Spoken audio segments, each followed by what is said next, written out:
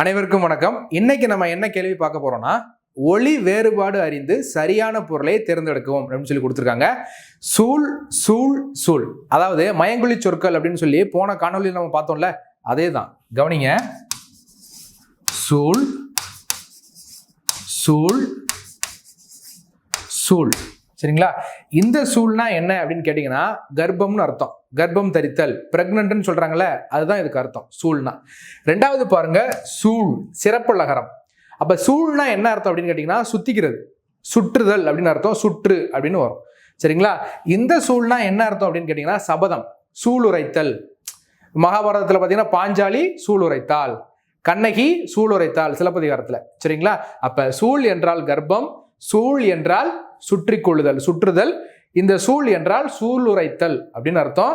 இதற்கான விடை என்ன? அப்போ ஆன்சர் ஏ, சரிங்களா? நாளை சந்திப்போம். நன்றி, வணக்கம்.